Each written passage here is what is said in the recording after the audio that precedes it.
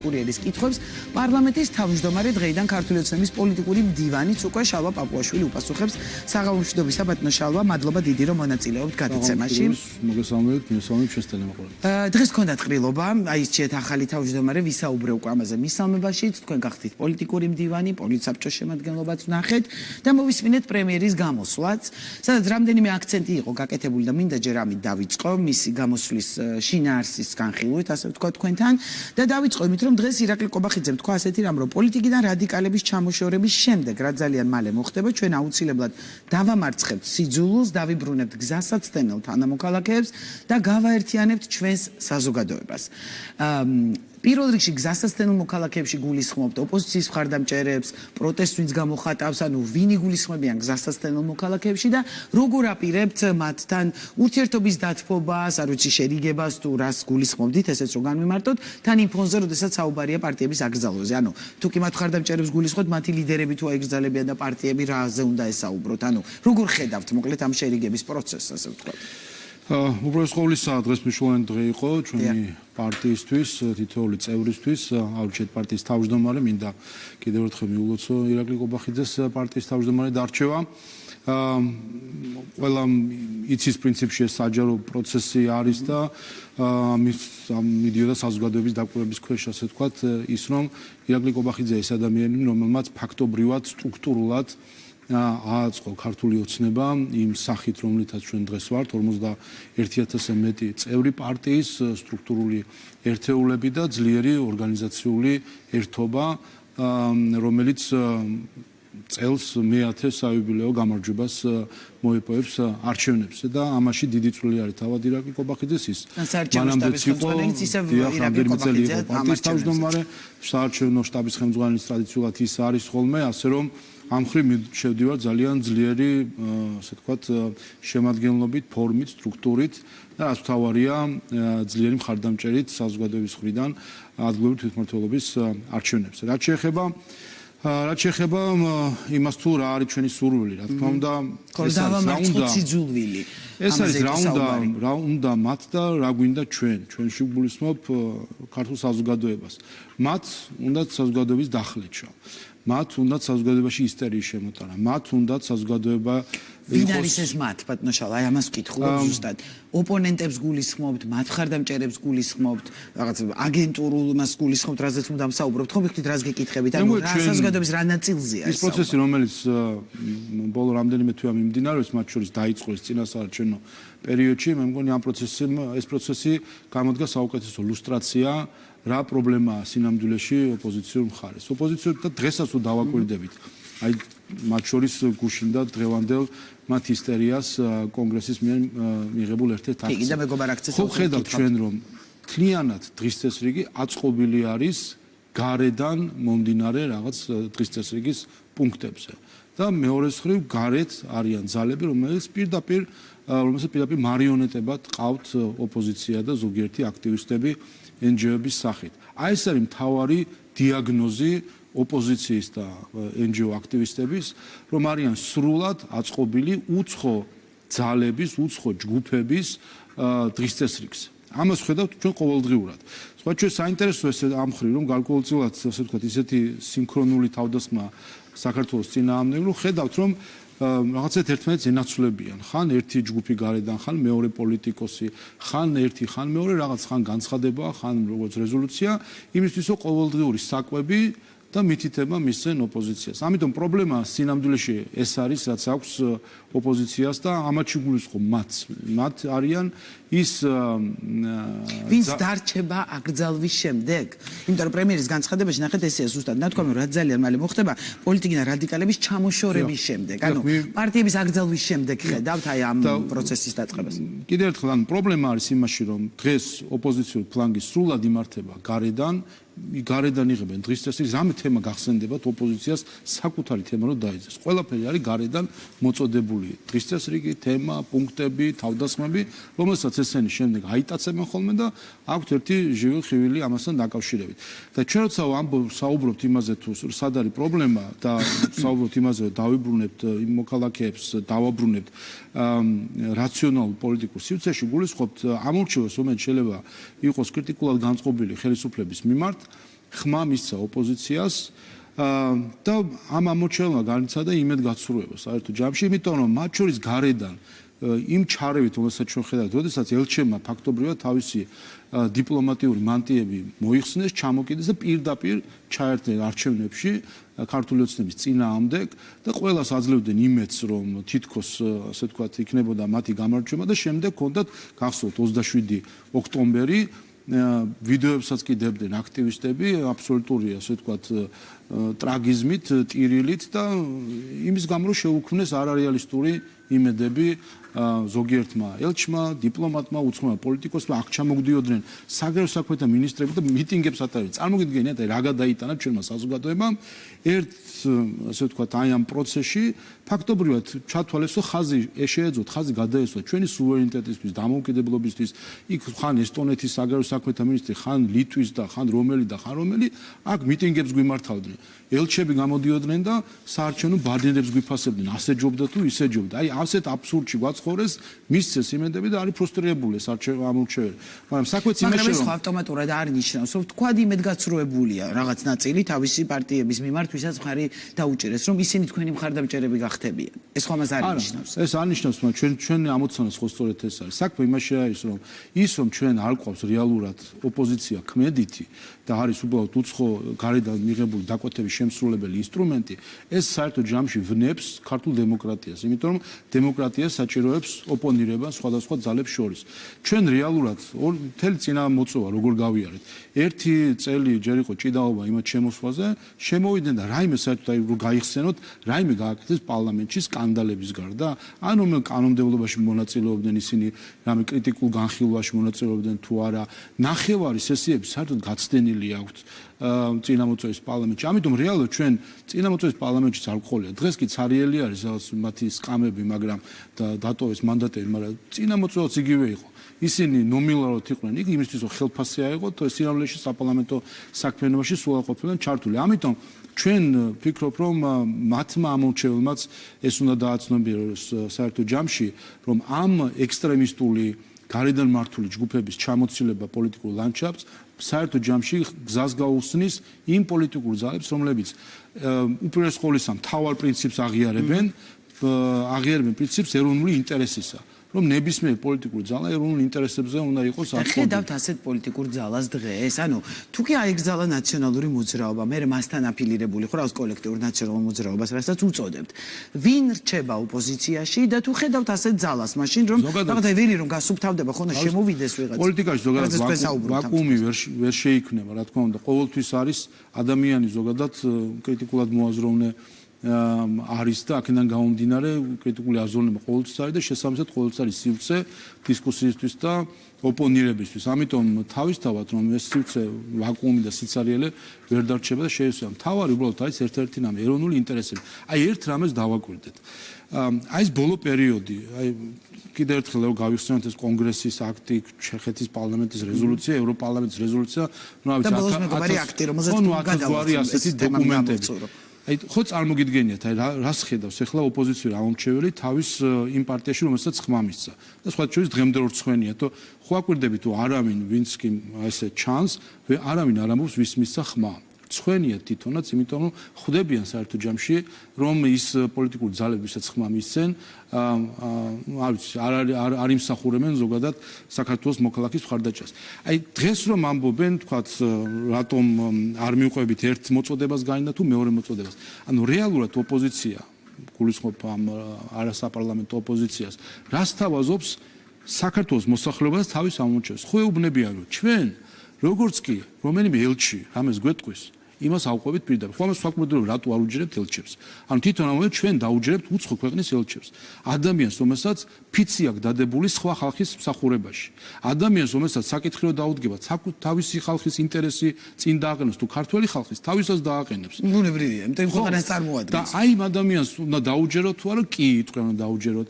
რომელიღაცა უცხო ქვეყნის პარლამენტის რეზოლუციებს უნდა დაუჯეროთ. ან ფაქტობრივად აღიარებენ, რომ მათი ის რასაც თავაზობენ პოლიტიკურ კრედოდ თავის ამორჩევას არის ის, რომ ისინი ივლიან სხვის ჭკუაზე. უცხო ძალებს ჭკვარდება. ეს არის ერთი რასაც თავაზობენ თქვენ რაზეც საუბრობთ და მეორეა ისინი რას ითხოვენ. მინდა რომ ეს თემა ამოვწურო და გადავალ ხა მეგობარ აქზე. და ვგულისხმობ, როგორ უნდა შეძლოთ იმ ადამიანებთან ურთიერთობა, ვინც მაგალითად დღემდე ითხოვს დაკავებულების გათავისუფლებას, ხო და თვალს ვადევნებთ სასამართლო პროცესებს. ნაწილი ადამიანების ყოველდღე გამოდის ქუჩაში და რაღაც საპარლამენტო არჩევნებს იმაში ერთი თვეა გადაკეტილია რუსთაველი, ხო ყოველ საღამოს. ამიტომ როგორ ხედავთ აი ამ ადამიანებთან საერთო ენის გამონახვას? დღეს ამოთხოვნების არაპირებთ, რასაც ამბობთ რომ არაპირებთ არც არჩევნების დანიშნვას, არც დაკავებულების გათავისუფლებას. ხედავთ რომ საერთო ჯამში უკვე ის ადამიანების რაოდენობაც რომელიც ასე თქვა გამოდიან არის რამდენიმე ათეული უკვე ამ დღეებში საერთო ჯამში და ხედავთ რომ ასე თქვა მიილია ის მხარდაჭერა რომელიც ქონდა იმ ძალადობრივ აქციებს რომელიც მოწმენით ჩვენ ვიყავით დეკემბერში. ფიქრობ რომ უკვე ბევრი რაციონალურად აფასებს საერთო ჯამში რასთან გვაქვს საქმე. და არ დაგვავიწყდეს სად არის ძირი ამ ყველაფრისა, არის ცრუ ბრალდება არჩევნების გაყალბებასთან დაკავშირებით. ეს არ დავივიწყოთ, რომ 27 ოქტომბერს სალომე ზურაბიშვილი გამოვიდა, ჩაატარა ბრიფინგი და ილაპარაკა ტყუილები. ადამიანმა, პრეზიდენტმა იმ მომენტში გამოვიდა საჯაროდ ილაპარაკა ტყუილები. რაღაც მითიური 300,000 ხმა, რომელიც არსაიდან ყოფილა თურმე, რაღაც ID ბარათები, რომელიც რამდენჯერმე გამოიყენა რუსული ჩარევა და ასე შემდეგ. ყველაფერი ეს დადასტურდა, ეუთო ოდირის დასკვნითაც კი დადასტურდა, რომ იყოს სიყალბე. მან პირადად ჯერ ინტერვიუში კითხეს თუ არ ვცდები CNN-ზე პირდაპირ რაიმე საბუთები გაქვთ რომ ამბობთ რუსეთი ჩაერიაო არა არ მაქვს საიდან მქონდეს მე ხوار მყავს სპეცსამსახურებიო შემდეგ ცოტა ხნის წინ ბრიტანეთის პარლამენტში იყო განხილვები იქ ჩაერთო კითხეს იმათ სამხილები რამე გაქვთ არა საიდან მაქვს სპეცსამსახურები აბა თუ არ გაქვს პრეზიდენტი ადამიანი ასეთ რაღაცას როგორ ლაპარაკობ როგორ შეიძლება დააბრალო რომ 1,100,000 ადამიანი ასე ვთქვათ, ვიღაცის ჩარევით აძლევს თურმე ხმებს. ამიტომ ეს სიყალბე რომ დადასტურდა, ამას ჭირდება რაციონალური გააზრება. უბრალოდ ჩვენ ამას ვამბობ, რომ 27 ოქტომბერს ოპოზიციურმა ამორჩეველმა განიცადა ფრუსტრაცია.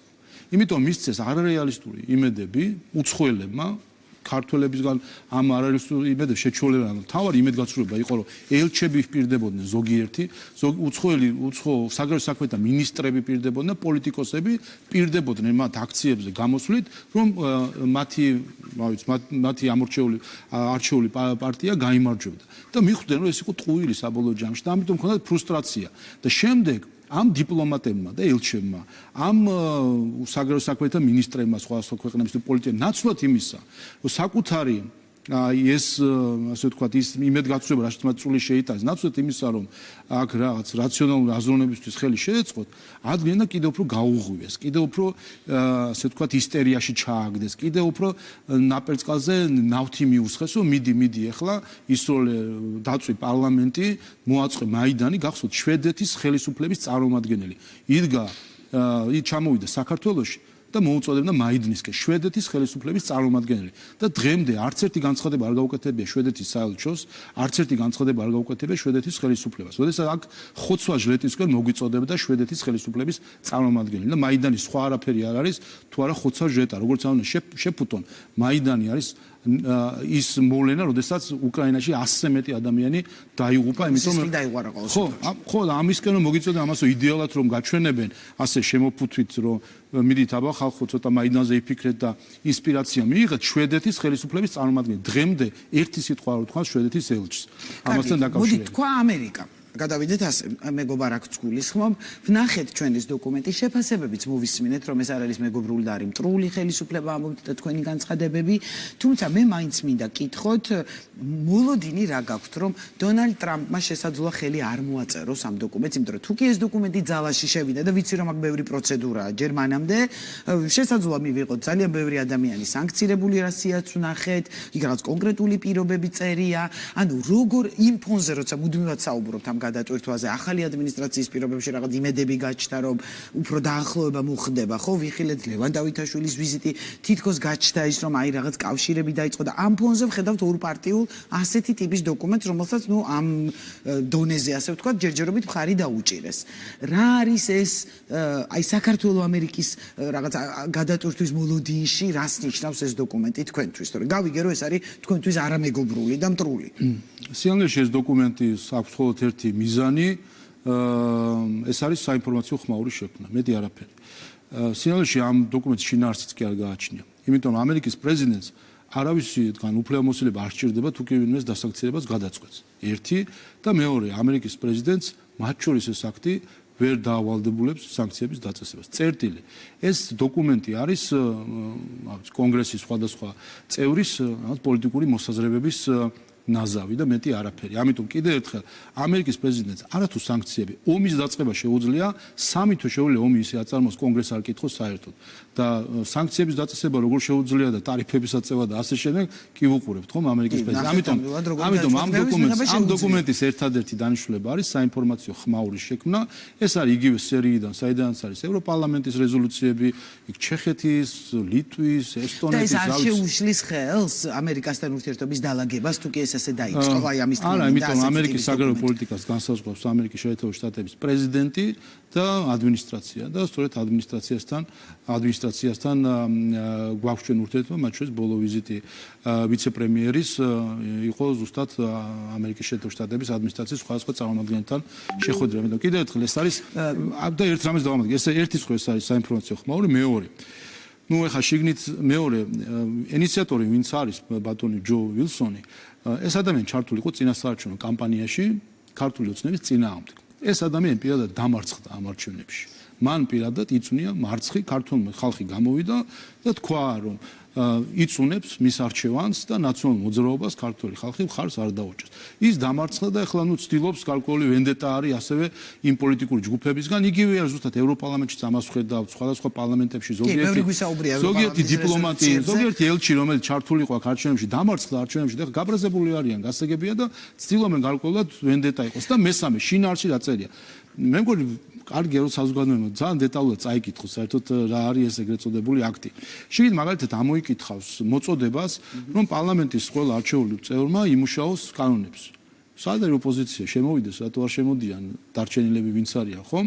ანუ პარლამენტს არჩეულ პარლამენტს აღიარებს მათ შორის და ამბობს რომ პარლამენტის ხელისუფლებამ და პარლამენტის არჩეულმა თავისუფლად არჩეულმა წევრებმა იმუშაონ რაღაც ევროპასთან დაკავშირებულ რეფორმებზე და ასე შემდეგ. ნუ მეორე საკითხი საერთოდ რომ ამ დოკუმენტის მიხედვით მაგალითად წერია რომ მოუწოდებენ მიმართავენ USAID-ს რომ შეადგენოს სტრატეგია საქართველოს განვითარების. ჩვენ ვიცით რომ ამერიკის პრეზიდენტის ადმინისტრაცია USAID-ს აფასებს როგორც თაღლით ორგანიზაციას. არ ვიცი მე კონგრესმენები კითხულობენ თუ არა საერთოდ რას მისცეს ხმა. ჯო ვილსონი როგორც ამის ავტორი, ის თუ USAID-ის სიმპათიზანტი არის, გამოდის რომ ის ეწინააღმდეგება დონალდ ტრამპის შეფასებას ამასთან დაკავშირებით. ხო, ანუ USAID-ისგან სტრატეგიებს ითხოვს ორგანიზაციისგან, რომელიც ჩართული იყო ამერიკის შეერთებული შტატების ადმინისტრაციის აღიარებითვე თაღლითობებში, ავიცი დამხობებში პროექტებიც ხო? ხო, ამიტომ ესე, მაგრამ გასაკვირი არის, რომ ბატონი ჯო ვილსონი იანვარში მონაწილეობას იღებდა ღონისძიებაში ქალბატონ ლორა თორთონთან ერთად და განიხილავდა საქართველოს. ქალბატონი თორთონი, რომელიც ბატონ ტრამპს ეძახის, პრეზიდენტ ტრამპს ეძახის სექსუალურ მოძალადეს. ასე რომ ბატონი ვილსონი ჩამოყალიბდეს, ის ან არის ტრამპის მეგობარი, ან არის ლორა თორთონის და მაკენის ინსტიტუტის მეგობარი, რომელიც ტრამპს ეძახის სექსუალურ მოძალადეს. ხო, თუმცა ეს საუბრობთ თორთონზე, საუბრობთ ვილსონზე, მაგრამ ამ დოკუმენტს ხომ ხარი დაუჭერეს რესპუბლიკელებს, ან ორპარტიული იყო ეს. კი ბატონო, და ამიტომ მაინტერესებს არის მესამე საკითხი საერთოდ ჯამში რომ აქაც დასკვნა რომ გავაკეთოთ. ბატონ ჯო ვილსონს ისიც ვერ გაურკვევია ჩვენ ოქტომბერში საპრეზიდენტო არჩევნები ქონდა თუ საპარლამენტო არჩევნები და გახსოვთ ის საუბრობს იმაზე რომ სალომე ზურაბიშვილს გაუყალიბეს საპრეზიდენტო არჩევნები. აი ამ დონეზე არის საერთოდ ჯამში სამწუხაროდ. არა მხოლოდ ამერიკის შეერთებული შტატებში, ვაკვირდებით სხვა პარლამენტებსაც, რომ ასეთი ზერელე ზედაპირული დამოკიდებულებები არის საკითხის მიმართ. ამიტომ კიდევ ერთხელ ეს არის მხოლოდ საინფორმაციო ხმაურისთვის მოუმატებელი კიდევაც. ეს თუ საინფორმაციო ხმაურია, მაშინ შეგიძლიათ გითხრათ მე მესმის რომ შესაძლოა დეტალები ეს არ გაასაჯაროოთ, მაგრამ ლევან დავითაშვილის შეხვედრის დროს მინიშნება სახელმწიფო დეპარტამენტიდან კითხვაზე პასუხის დროს გაკეთდა რომ იქ პოლიტიკური გზავნილებზეც იყო საუბარი და იცის ქართულმა მხარემ ჩვენ რაზე ვისაუბრეთ. ანუ იყო რაღაც კონკრეტული პოლიტიკური გზავნილები დაბარებული ლევან დავითაშვილისთვის და რაღაცა ტიპის, რა ვიცი, დავალებები, რეკომენდაციები, რაც ევროპიდან გვახსოვს, სხვა მინიშნებები. არის ახალი ადმინისტრაციიდან, თქვა რითი დაბრუნდა ლევან დავითაშვილი, აი რაღაც ზოგადი პასუხით მაინც თუ შეგიძლიათ გითხრათ, მესმის რომ საუბრის დეტალებს არასაჯაროა. ბატონმა ლევანმა თავადაც ისაუბრა, იყო ძალიან პოზიტიური შეხვედრები. პოლიტიკურ მდგენას გულისხმობდა, არა ეკონომიკურს. ამას მთელი გადაცემა მივუძღვენი და ვიცი რომ ძალიან წარმატებული იყო. მე მგონი მოქმედი ადმინისტრაცია ზუსტად იმას გვაჩვენებს, რომ ეკონომიკა და პოლიტიკა ერთმანეთისგან არ მიჯნება. მაგრამ ხო მივხვდით ვერას გულისხმობ ამ ჩვენ ურთიერთობასთან მიმართებაში თუ იყო საუბარი. ასე უნდა შევხედოთ ამერიკასთან ურთიერთობას, რომ ეკონომიკა და პოლიტიკა არის ერთმანეთის ნაწილი და ასევე ინსტრუმენტი ან ერთი აფუჭებს მეორეს, ან ერთი აუმჯობესებს მეორეს. ასე რომ კიდევ ერთხელ, როგორც ეკონომიკურ, ისე პოლიტიკურ ნაწილში იყო ძალიან პოზიტიური შეხვედრები, რომელზეც იყო ასევე გულახდილი საუბარი იმ წუხილებზე, რომელიც ჩვენ გვაქვს. კიდევ ერთხელ ეს ურთიერთობები ჩვენ არ გაგვიფუჭებია. ეს ურთიერთობები გააფუჭა ბაიდენის ადმინისტრაციამ და პრეზიდენტ ტრამპს დაახვედრა მდგომარეობა, როდესაც ერთ-ერთი ყველაზე სანდო პარტნიორი და რეგიონში ალბათ ყველაზე სანდო პარტნიორთან ურთიერთობა ფაქტობრივად ჩიხში შეიყვანა და ასეთ მდგომარეობაში დაახვედრა ბაიდენის ყოფილმა ელჩმა დეგნალმა და თავად ბაიდენის ადმინისტრაციამ, რომელიც გახსოვთ ყოველდღე გვიძღვიდნენ ბრიფინგებს. მე მგონი ვატყობთ ხომ, რომ პრეზიდენტ ტრამპის ადმინისტრაცია ცოტა სხვა დამოკიდებულება გამხრი. ესე იგი, ქვეყანა თავზე ინგრეოდა მათ შორის ამერიკის შეერთებულ შტატებს და დღევანდელი ადმინისტრაცია ამაზე საუბრობს, ეკონომიკურად რა მდგომარეობაში ჩააგდო ბაიდენის ადმინისტრაციამ, თავის ქვეყანა თავზე ინგრეოდათ, უკრაინა თავზე ინგრეოდათ, მთელი პრობლემები, რომელიც ასე ვთქვათ ამ ჩვენ რეგიონში, ფართო რეგიონში არის და დღე-გამოშვებით საქართველოს და ავიცი რა, ყოველდღე ვინ რა სიტყოდა აქ, იმის კომენტირებით იყო დაკავებული სახელმწიფო მდივნის პრეს-სპიკერი თუ პრეზიდენტის პრეს-სპიკერი. ამითაც ხონა ხდებოდა რამდენად ხელოვნური, იმდენად არაბუნებრივი, ხელოვნურად დაგეგმილი პირდაპირ თავდასხმა იყო ქართულ საზოგადოებაზე. ეს ყოველდღიური კამპანია თქვენთვის, მაგრამ ამ ფონზე ბატონო, აი დღეს პრემიერმა კიდევ ერთხელ თქვა და მუდმივად გვესმის, რა თქმა უნდა, ხელისუფლების მხრიდან, რომ საქართველოს 2030 წელს გახდება ევროკავშირის წევრი ქვეყანა, რისთვისაც მართველი გუნდი ძალისხმევას არ დაიშურებს. აი როგორ აპირებთ ამას ასეთი გამწვავებული ურთიერთობის ფონზე, უკვე მარტო მხოლოდ ამერიკას აღარ გულისხმობ, ბუნებრივია და უფრო გულისხმობ ახლა ევროკავშირს. თქვენ თავად თქვით, რომ რაღაც საგარეო კომიტეტის თავმჯდომარე იყო იქ შვედეთის იმაზე თქვით, ანუ ქვეყნებიდან მოდის ძალიან მწვავე იმპულსები თუ მოწოდებები პირდაპირ ხელისუფლების ცვლილებაზე და ასეთ ფონზე როგორ უნდა გავიაროთ ეს ევროპული გზა, მაშინ თუ ეს რჩება მთავარ პრიორიტეტად. უბრალოდ ჩვენ ვხედავთ თავად ევროკავშირის შიგნით, რომ არის პროცესი გააზრებისა თუ რა არის ევროკავშირი, რა არის ევროპული ღირებულებები. იმიტომ რომ ჩვენ ნახეთ საბოლოო ჯამში ევროპულ ღირებულებებად გვასაღებდნენ იმას, რაც იყო აბსოლუტურად ხელოვნური. და ტრამპმა კიდე კარგი თქვა ხმამაღლა და ჩვენ გვეწინააღმდეგოთ, მაგრამ ტრამპს უკვე ვეღარ უბედავენ შეწინააღმდეგებას გენდერული პოლიტიკის მთელ აბსურდულობაში და ასე ვთქვათ ხელოვნურობაზე, ის რომ მოგონილი იდეოლოგიებს აფუძნებდნენ. ამ ყველაფერს ხო ევროკავშირის დროშით აკეთებდნენ, ხომ?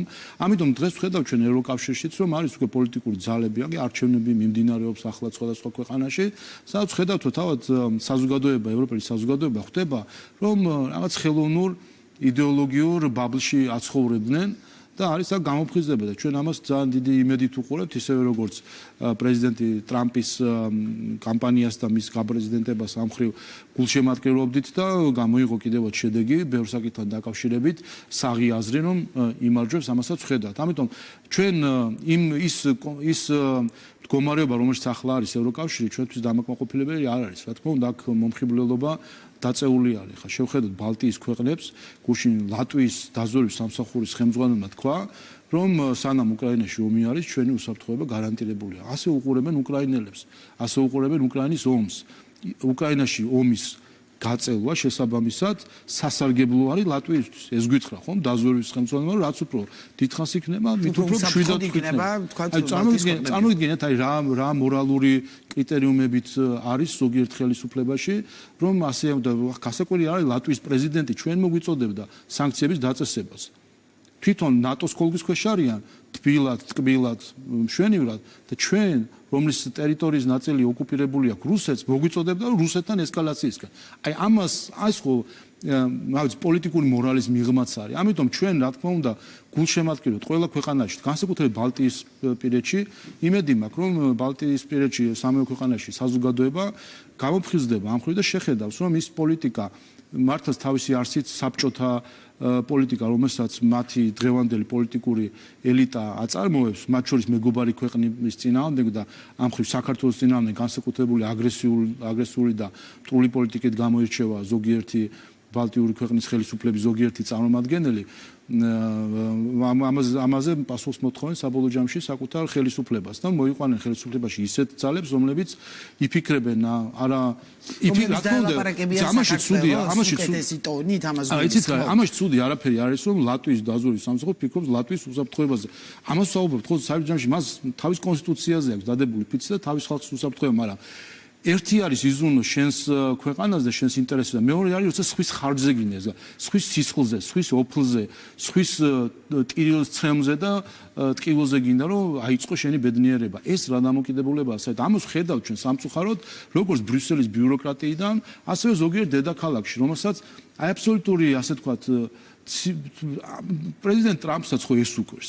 მათ შორის რუბიომ სახელმწიფო მდივანმა ერთ-ერთ ინტერვიუში თქვა, რომ ერთ-ერთმა ევროპელმა საგარეო საქმეთა მინისტრმა უთხრა, რომ ჯერო არ არის საჭირო დამთავრება, ჯერო ადრეა ამ ომის დამთავრება უკრაინაში, ერთი წელიწო იყოსო და ვერც არც კი იკადრა რუბიომ დაესახელებინა ვინ იყო ეს საგარეო საქმეთა მინისტრი, იმიტომ რომ ასეთი რა გითხრათ, ასეთი ცივსისხლიანი დამოკიდებულება სხვის უბედურებაზე აი წარმოუდგენელია საერთოდ ჯამში, ხო? და როცა ვკითხეო რომ კი, მაგრამ რა გეგმა გაქვთ, რომ კი ბატონო, არა, დაბა რომ ესე მიუშვათ და რა არის, გამოსავალი რა არის, ვინ იგებს საბოლოო ჯამში, ისე მიდიხართ, ამაზე პასუხი არ აქვს, რომ რა ვიცი, იომონ და გამოჩნდება რა, რაღაც ცოტაც კიდე იომონ და გამოჩნდება რაღაცა. ასე არის და ამაზე მათ შორის ამერიკის ადმინისტრაციამ ხომ თქვა, რომ ეს იყო ეს არის პროქსი ომი, ან მარიონეტის ხელით წარმოებული ომი დასავლეთსა და რუსეთს შორის. ასეთი მარიონეტება უნდა და ჩვენგან გაეკეთებინათ. ამას გთხოვდნენ ჩვენ, ზუსტად ამიტომ უნდა ჩავეთრიეთ ჩვენ ამ ომში, რომ ყოფილიყავით პროქსები ამ საკითხში და ამის გამო აქციაზე იდგნენ საქართველოს მოქალაქეები, როდის 22 წლის თებერვალში ოპოზიციური პარტიები, უცხოელი და დაფინანსებული NGO-ები და მათთან აყოლილი ზოგიერთი მოქალაქეც ალბათ, რომელიც შეიძლება დღესაც აპროტესტებს რაღაცას. აი, გაიხსენოს ყველას და ამას მოუწოდებს მედიის წარმომადგენლებს, რომ იმ ხალხს კითხონ 2022 წლის თებერვალ-მარტში იდექი თუ არა აქვს. იცხოვდი თუ არა, რომ შენ ქვეყანა ჩართულიყო ომში.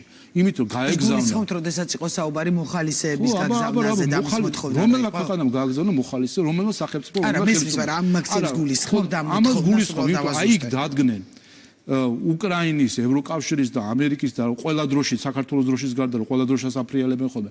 ამ დროშაში გახვეული ხალხი დადგნენ პარლამენტის წინ და მოუწოდებდნენ საქართველოს ხელისუფლებას გაეგზავნა მეომრები ომში, დაეწესებინა სანქციები, ჩაიკეტეს. ანუ ხა რა არის, ამას ახსნა უნდა, რომ ეს არის ომში შესვლა. ამას ახსნა უნდა, რომ გვითრევდნენ ჩვენი მოქალაქეებისთვის ხელით. ოღონდ ეს ის ხალხი არის, ყველა მე გახსოვთ მაშინ რა აბსურდთან ქონდა საქმე კედელზე დახატულ კატებს რო გვეუბნებოდნენ რომ სიმნიშნები არისო და რუსი დესანტი არის უკვე შემოსული საქართველოში, ჩვეულებრივ პანიკას წეხდნენ. ხო, მაგრამ დღეს დგას ანალოგიური საფრთხე ბატონშალო, იმიტომ რომ საუბრობთ 22 წლის თებერვალზე, საუბრობთ უკრაინის ომის დაწყებაზე. ნუ არაერთხელ მოგვისმენია თქვენი ეს განცხადებები, თქვენში გულისხმობ ხელისუფლებას იქ პრემიერ-მინისტრის კაბინეტში ამ რაღაც საუბრებს, სადაც ომის მოთხოვნა თუ პირდაპირ იყო დაყენებული, ანუ ბევრი გვსმენია ასეთი, მაგრამ დღეს საქართველო დგას ანალოგიური საფრთხის წინაშე? გავიხედოთ გარშემო. აგერ პაკისტანი, ინდოეთის საკითხებს ხედავთ, შორს კი ეს სოფლიო ზოგადად გულისხმობ, აი მოთხოვნა რომ რაღაც ომში ჩართვის, აი რასაც თქვენ ამბობთ მეორე ფრონტის გახსნის სურვილი, ეს სურვილებს გძნობთ ისევ. საზოგადოება შევახსენეთ, რომ მეორე ფრონტი საქართველოში ვერ გახსნეს, შემდეგ გაიხსნა მეორე ფრონტი. კურსკი ამა რა იყო?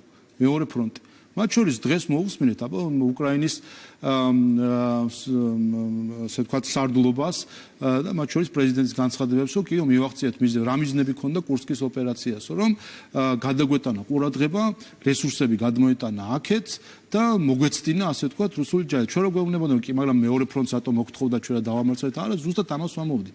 მეორე ფრონტი იმისთვის, რომ რესურსი ომის დასაწყისში, თან ომის დასაწყისში კიდე მაშინ კრიტიკულად მნიშვნელოვანი იყო, ომის რესურსი გადმოსულიყო და იცით შეხედეთ რიცხვებს კურსკში ეს მთელი ეს ოპერაცია თუ კურსკის ეს პროცესი რამდენი იყო ჩართული დაახლოებით 15000 უკრაინელი სამხედრო იყო ჩართული დაახლოებით 60000 რუსი სამხედრო იყო ჩართული და შეხედეთ 2008 წლის რიცხვები და ნახავთ რომ ეს ანალოგიური მასშტაბის ომი იყო თუ ბრძოლა თუ დაპირისპირება თუ ოპერაცია ასე რომ ზუსტად იმ მასშტაბის რასაც ჩვენთან რისკენად ჩვენ გვიბიძგებდნენ რაც უნდა ყოფილიყო საქართველოს ზუსტად იმ მასშტაბის მეორე ფრონტი გამეორდა კურსკში.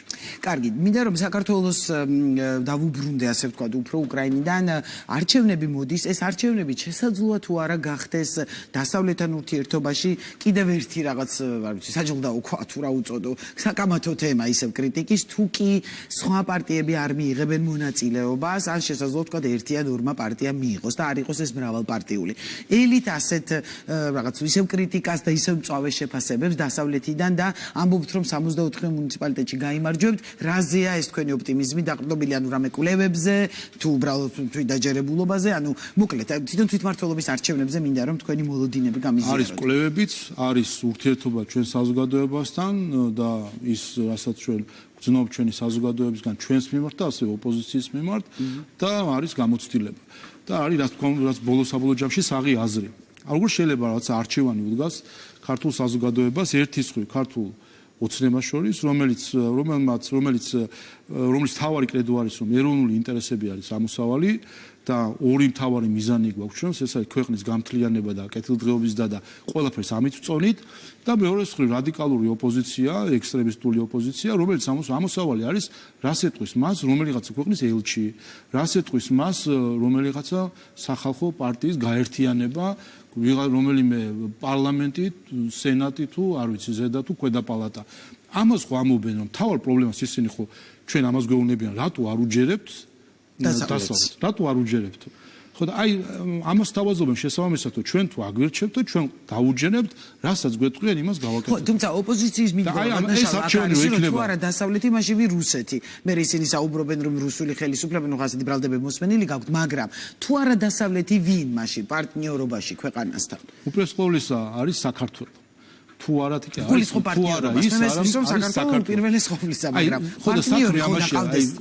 აი ესე იგი 3 ათეული წელი გავიდა ჩვენი დამოუკიდებლობის ახლა 26 მაისს აღნიშნავთ დამოუკიდებლობის დღეს და ესე იგი შეიქმნა გარკვეული კასტა NGO ოპოზიციური კასტა რომელიც დღეს რეალურად საუბრობს იმაზე რომ ჩვენ სინამდვილეს ჩვენი ეროვნული ინტერესი არ უნდა გაგვაჩნდეს ჩვენ რაღაც მსოფლიო ლიბერალური ინტერნაციონალის წევრი უნდა იყოთ, რასაც ბოლშევიკები მაგრამ აკეთებდნენ 100 წლის წინ. ზუსტად აი 100 წლის ციკლში დაგვებრუნდა ახლა ეს რაღაც ლიბერალური ინტერნაციონალის სახით. მაშინ იყო კომუნისტური ინტერნაციონალი და მაშინაც ხო არ იყო, სად იყო, თავარი იყო ერთაშორის მეგობრობა, ზუსტად ეხლაც ერთაშორის მეგობრობა.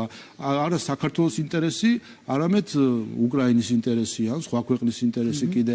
ანუ ეს საერთო ჯამში არის იდეოლოგიური ასე ვთქვათ გამოწვევა რომელიც აი ამ კასტამ შექმნა და ნუ საზოგადოება ამას აკვირდება და უნდა გაუმკლავდეს. ამიტომ კიდევ ერთხელ ამოსავალი ხო ყველაზე მარტივია ხო ამისთვის ხო იქმნება სახელმწიფოები რომ საკუთარი ინტერესი იყოს ამოსავალი. ამიტომ ამოსავალი არის ჩვენი ინტერესი, ამოსავალი არის ორი მთავარი მიზანი ქვეყნის გამთლიანება, კეთილდღეობის და რაიმე გადაწყვეტილება რომელიც ეწინააღმდეგება ამ ორი მიზნიდან ერთ-ერთს ეს ჩვენ ეროვნულ ინტერესებს ეწინააღმდეგება. გადაწყვეტილება რომელიც ხელს უწყობს ჩვენი ინტერესების ხელშემწყობია. აი გავატაროთ ეს ტესტი და ვნახოთ რა გადაწყვეტილება მიიღო ოცნებამ და რას მიიღებდა ოპოზიცია. პირველი გავაგზავნოთ თუ არა უკრაინაში მოხალისეები. ჩვენ დავფიქრდით და ვთქვით, ჩვენ თუ უკრაინაში გავაგზავნეთ მოხალისეებს, ეს გამოიწვევს ესკალაციას რუსეთთან, ეს ხელშეუშლის საბოლოო ჯამში ჩვენ ტერიტორიულ მთლიანობას აღდგენას და ხელშეუშლის ეკონომიკურ კეთილდღეობას. რას იზავდა ოპოზიცია, რა თქმა უნდა, აუცილებლად გააგზავნიდა. თანაც გაყვებოდა კიდევაც. ამასთან გააყოლებდა ორკესტრსაც და ცეკვა თამაშით გააცილებდა და მე იქიდან მიიღებდა კუბოებს. და დღეს ვიგვექნებოდა ნაცვლად ამ სახალისო აქციებისგან რომელსაც აწყობენ ხოლმე სხვადასხვა დროს და რაღაც ფლეშმობის, გვექნებოდა დღეს დატირების აქციები. აი ამას თუ გაყვებოდა ჩვენი საზოგადოება და თუ მოусმენდით მათ შორის იმ ჩვენ მოქალაქეებს, ჩვეულებრივ მოქალაქეებსაც, რომელიც 2022 წლის თებერვალ მარტში იდგნენ პარლამენტის წინ, აი ჩვეულებრივ მოქალაქეებს, აღარ გულისხმობ ოპოზიციას და NGO-ებს, აი მოქალაქე, გულწრფელი მოქალაქეს ვეძახიან. აი მოქალაქეს მინდა ვკითხო 2022 წლის თებერვალ და მარტში, რო იდგა პარლამენტის წინ. და მე როგორც პარლამენტის თავმჯდომარე პარლამენტში ვიყავი და საქართველოს პარლამენტის უმრავლესობის წევრი. აი მოქალაქეს, ჩვეულებრივ მოქალაქეს. მინდა ვკითხო, იაზრებს ის, რომ მაშინ რო დაგვეჯერებინა მისთვის, აი რუსთაველის გამზირზე მდგომისთვის, ჩვენ დაგვეჯერებინა. საქართველოს დღეს არათუ ომში მყოფი, ნაომარი დანგრეული, გაპარტახებული ქვეყანა იქნებოდა, რომელზეც იმაზე კი არ იქნებოდა საუბარი, რომ რომელი ორიენტაცია ქონოდა, არამედ ვინ ვის დაიტირებდა, ვინ იქნებოდა დამტირებელი და ვინ იქნებოდა დატირებული. კარგი, მინდა რომ დრო ძალიან გვეწურება და მინდა ამ აქციების თემას დაუბრუნდე 26 მაისს ემზადება ოპოზიცია აქციისთვის. სალომე ზურაბიშვილი ამბობს, რომ ამ აქციით ევროპა უნდა დავიპირისპიროთ რუსიფიკაციას, ასეთია განაცხადი. როგორია თქვენი პასუხი და თქვენ რა ღონისძიებებს გეგმავთ? ანუ ეს 26 მაისის გახდა უკვე განსახილველი საკითხი. ნაწილი ამბობს, რომ ხელისუფლება საერთოდ აღარ აღნიშნავს დამოუკიდებლობის დღეს, იმიტომ რომ რუსთაველზე აღარ გეგმავთ. ანუ როგორი იქნება ეს ორი პარალელური ამბავი, ასე ვთქვათ, როგორ ხედავთ ხელისუფლებას და რა ტიპის აღინიშნება ეს დღე საქართველოში? უბრალოდ ყოველს ამას აღნიშნავს სახელმწიფო და ასე უნდა შეხედოს ამას ყველამ. და ის რაც ჩვენ მოვისმინოთ ალბათ სალომეს, რომელმაც კონსტიტუცია დაარღვია და იმპიჩმენტს აცდა მხოლოდ იმის გამო, რომ ნაციონალური მოძრაობა გადაეფარა, რასაც მისგან ვისმენთ, ეს არის ჩვეულებრივი გახლეჩის თქვენ მიმართვა. არ დაგვავიწყოს ვინ გვესაუბრება, მისი პირით გვესაუბრება ჩვენ მაკეინის ინსტიტუტი. მისი პირით ჩვენ გვესაუბრება ქალბატონი ფარკასი, რომელიც ამ მაკეინის ინსტიტუტის ხელმძღვანელია, რომელიც ერთ-ერთ ინტერვიუში რადიო თავისუფლებაში, როდესაც რადიო თავისუფლების წამყვანმა, რომელიც არ გამოირჩევა მაინც სიმპათიებით, ხო, ხელისუფლებას კითხა, რომ კი, მაგრამ მაინც არისო საზოგადოებაშიცო ამისი, ასე თქვა, გარკვეული შიში რისკის დანახვა, რომ თუ რომ რუსეთს შეუძლია დაგვაზიანოს, საუბარი იყო სანქციები დააწეს, არ დააწეს, 2022 წლის სექტემბერი არის. აი ომი ჯერ კიდე ეს ფაზაში არის. და შეიძლება რომ დააზიანოს რუსეთმა, რომ აქვს შესაძლებლობაო საქართველოს დაზიანების ოკუპირებითი და ქალბატონი სალომე ზურაბიშვილის უფროსი დღევანდელი, ვინც მას ფულს უხდის და ვისი დაქირავებულიც არის, ის პასუხობს, მე რაო, რასიზმს ცოტა გადმოწესო შემოვაო, საბოლოო ჯამში მთლიან ქვეყანას ხო ვერ დაიპყრობს. ანუ მე რაო, იქ ქალები მოკვდებიან, ბავშვები მოკვდებიან, ჯარისკაცები მოკვდებიან, ანუ საერთოდ ხო ამას გულისხმობ. ნუ მე რაო, მიზანი ხო უფრო დიადიაო, მიზანი ხო არის აღმატებულ ბოლოტებასთან ბრძოლა, ერთიან ლიბერალურ ინტერნაციონალში ყოფნა, აი ბოლშევიკური სუფთა მიდგომები 21 საუკუნეში მაკეინის ინსტიტუტის ხელმძღვანელი ამას გველაპარაკება. ასე რომ ადამიანი რომელიც გვეუბნება რომ მე რა რუსეთი თუ ცოტა რაღაცა პატარა მოანგრევს და ცოტა სისხლი დაიგვა, მე რა საბოლოო ჯამში მაინც ვერ გაიმარჯვებს, იმიტომ რომ ბოროტს ყოველთვის კეთილი ძლევს და ალბათ რუსთაველი ქონდა საკითხული, ალბათ ეს ამ იდეებით სარგებლობს. ამიტომ ჩვენ ხო საერთო ჯამში აი ესეც ხო რამხელა პარადოქსია, წარმოგიდგენიათ, აი შედვართ ახლა და ადამიანი ქალბატონი სალომე ზურაბიშვილი არის უცხოური პრეზიდენტი. ყოფილი პრეზიდენტი ხო, მხარდაჭერილი, ამას სულ გახსენებია, მაგრამ ხო თქვენი ყოფილი წევრები არიან დღეს ოპოზიციაში ასეთი ტიპის ლიდერები. ანუ პოლიტიკაში ჩართული არის, ცდილობს რაღაც 26 მაისს საკეთი ადამიანი, რომელიც უცხოელის მიერ დაქირავებული არის.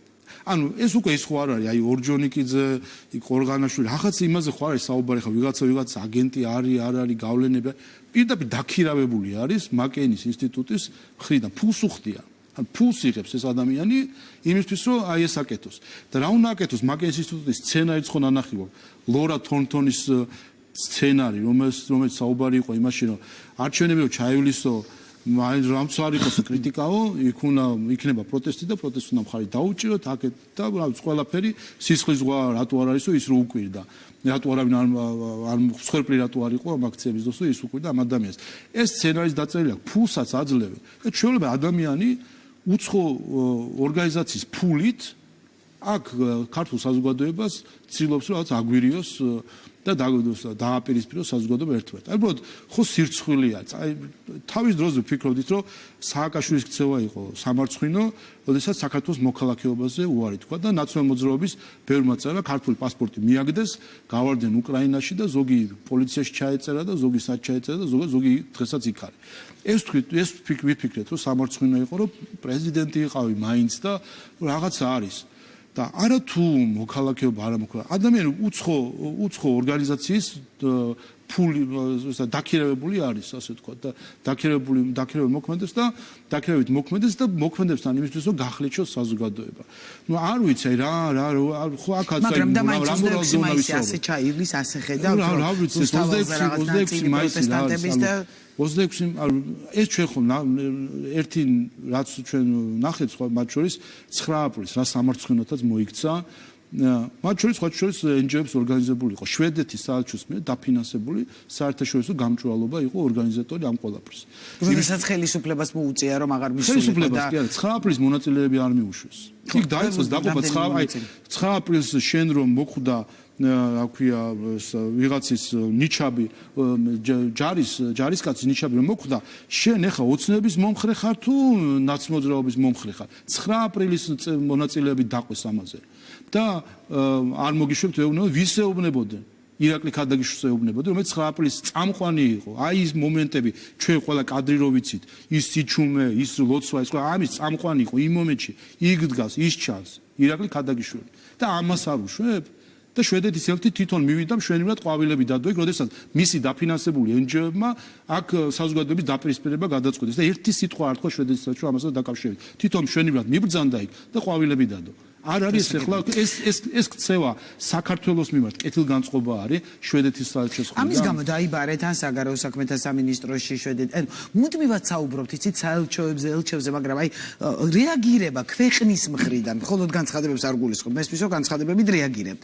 ხდება ხოლმე ასე დროს აი მაგალითად საგარეო იბარებს თუ არა ასე დროს მაგალითად ელჩს ჩვენ საბოლოო ჯამში ჩვენი სიმართლე ხო იმარჯვებს ხოლმე აი USAID-ის რაც USAID-ის გამო ჩვენ ასე ვთქვათ კრიტიკა ვისმინეთ და მე პირადად რაც ვილაპარაკეთ თო ყველაფერი აღმოჩნდა სიმართლე აი ყველაფერი რაც ვილაპარაკეთ არა რეაგირებაზე ვსაუბრობ ამაზე კი არა რეაგირება როგორც სახელმწიფოს მხრიდან ხდება ჩვენ ვცდილობთ რომ არ დავაზიანოთ ჩვენი ქვეყანა ვსაუბრობთ ამ ყველაფერზე მაგრამ რა არის იცით თავის დროზე აი გამჭვირვალობაზე ვსაუბრობთ არასამთავრობო ორგანიზაციებს ამაზე მე იცით ამდენი ხანი მქონდა საუბარი ელჩებთან დონორებთან რომ ეუბნებოდი რომ არ შეიძლება ასე ხედავთ თქვენს მიერ დაფინანსებული NGO-ები ჩართული ან პოლიტიკაში ამაშვებიან და ცოტა გითხარით მაშინ პასუხისმგებლობა აიღეთ გაასაჯაროეთ ყველაფერი საჯარო არ კი არა რაღაცა ცილებდნენ ამ ყველაფერს და ნახეთ საბოლოო ჯამში რატომაც აი დღეს საფრანგეთის საელჩო იყო ერთ-ერთი თემა რომ ნაციონალური მოძრაობის პარლამენტის წევრს ირაკლი ხვადაგიანი პარლამენტის წევრი გახდა ახლა 2024-ის არჩევნებში მანდატი დახია გავიდა ეს ადამიანი და გრანტი მისცეს საფრანგეთის საელჩო ნუ ხა და ამის შემდეგ როცა კითხვები იყო მის მიმართ საზოგადოების მხრიდან კითხვები იყო რომ კი მაგრამ ეს გრანტების კონკურსი კონკურსში გამოჩნდა როდის გამოცხადდა ეს კონკურსი ვინ მონაწილეობდა და იქნებ აგვიხსნა ერთი სიტყვა არ გვაღირსა ქართულ საზოგადოებას აი რო იტყვია მართლა ძაღლათაც არ გვთვლის ზოგიერთი დიპლომატი ქართულ ხალხს იმიტომ არის ხო ამბობენ გამჭვირვალეა მარტივი კითხვა იყო როდის ჩატარდა კონკურსი ვინ მოიმიღო მონაწილეობა აი ამას ხო შეუძლია ქართულ საზოგადოებას აქვს ეს საზრები მოდი ხარ გავიგერო ფულიანი ხარ გავიგერო ტომრებით შეიძლება ფული აქვს ვიღაცას და გავიგეთ რომ GDP აქვს დიდი და ატომური ბომბები აქვს კი ბატონო გავიგეთ მაგრამ მოდი ხარ სტუმარი ქვეყანაში ხალხმა მიგიღო ხინკალის ჭამე ხაჭაპურის ჭამე და გადაგეხვიე და შენი სადღეგრძელოების თქვეს ხო დგახარ ფულს ასე რომ ხარჯა რომ გეკითხებიან რაში ხარჯა იქნებ გვითხრა და ხმას რო საერთოდ არსემ ანუ აიგნორებ ანუ არ არსებობს ხო შენთვის ეს ხალხი ანუ ქართული ოცნების ამორჩეველი აი ამ ადამიანებს არ არსებობს ასე ვთქვათ არის რაღაც ცალკე რა ვიცი ვიღაცას რომ ნება მისცე ალბათ შეყვრიან და გაყვრიან ამ ქვეყნიდან საერთოდ ჯამში და სხვათა შორის რომ მიუბრუნდე ამას კავშირი არ აქვს იმ აქტთან რომელიც კონგრესმა მიიღო მაგრამ ჯო ვილსონმა შემდეგ სიარო გამოაქვეყნა ასე ვთქვათ მისი დასასანქცირებელ პირებს გულისხმობთ ტოპ 30 თუ რაღაცა საყვარელი პირები ვისაც ის დაასანქცირებდა ნუ მისი სურვილები რაც არის ჯერ ხო ნუ საინტერესო არის რომ გასაგებია ხო ხა ის რო არის ისო პრეზიდენტის არჩევნები არ ქონდა, აქედან გამომდინარე ხა სახელი და გვარებით ვინ ეცოდინება სალომე ზურაბიშვილის გვარს დღემდე ნორმალურად ვერ გამოთქვამს ადამიანი, რომელიც რომ მკითხო საქართველოსზე გადაფოფრებული და ამ ადამიანის გვარი მაინც დაიზეპიროს, თუ კი ის არის მისთვის მთავარი ლიდერი, გვარი მაინც გამოთქვას ნორმალურად. და მათ შორის ის რომ მაგალითად პარლამენტის წევრებში თქვა სხვა ვიცე-სპიკერებად არიან მოხსენებული და ქალბატონი თეატრულუკიანი პარლამენტის წევრად. რაც მაფიქრებინეს რომ ეს ისეთი ქართველი შედგენილია, რომელიც განსაკუთრებულად ეთყობა ვერიტანს ქალბატონ თეატრულუკიანს და ეჭვიც მაქვს ვიღაცაზე ვინ შეიძლება მასთან განსაკუთრებულად ხო. ვიცი არიან ვისაც ეს კომენტარები თოვით. ქალბატონი თეა არ უყვარს თუ ვინ შეადგინა მის იმიტომაც არ უყვარს თუ როგორც წესი ვისაც ყველაზე მეტად უფრთხიან და ეშინიათ მე იმიტომაც არის ხომ ამას რა ავლენი მაგრამ საყურადღებო იყო კიდე მოქცეული იქ მედიის წარმომადგენლები. და ეს არის პირველი შემთხვევა. ევროპარლამენტის რეზოლუციაშიც იყო საზოგადოებრივი მაუწყებლის წარმომადგენლები უხაძე მედიისა და პოსტიალში ეს არის. ყველამის ვაკრაფერამოთსიალში ეს არის მომზადება ასე თქვათ кейსისა, გარკვეულწილად მომზადება მდგომარეობისა, რომ თუ კი შეიძლება რომ ხელისუფლება ჩაუგდონ ხელში ნაციონალურ მოძრაობას, პირდაპირ შევარდებიან ამ ტელევიზიებში და ჩაკეტავენ ყველა ამ ტელევიზიას. ეს არის ჩვეულება, რაც ჩვენ ნახეთ.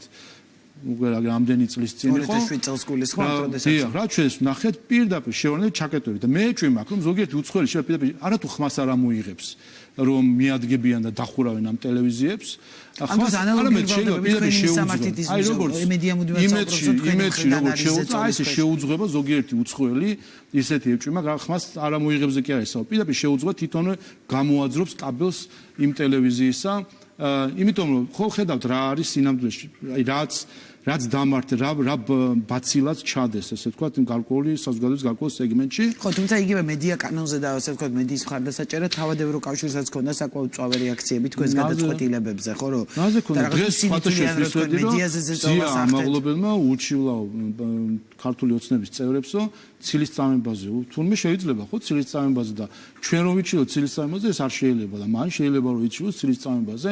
ანუ თურმე ცუდია ხო როცა შენი წარმოდგენით შენზე არასწორი ინფორმაციას ავრცელებენ და სასამართლოს მიმართ, აღარ არის აქ გამოხატვის თავისუფლება აბსოლუტური და ყველამ რაც უნდა ისე ლაპარაკოს. ანუ თვითონ ყველა კარგად სარგებლობს იმ სიკეთეებით, რას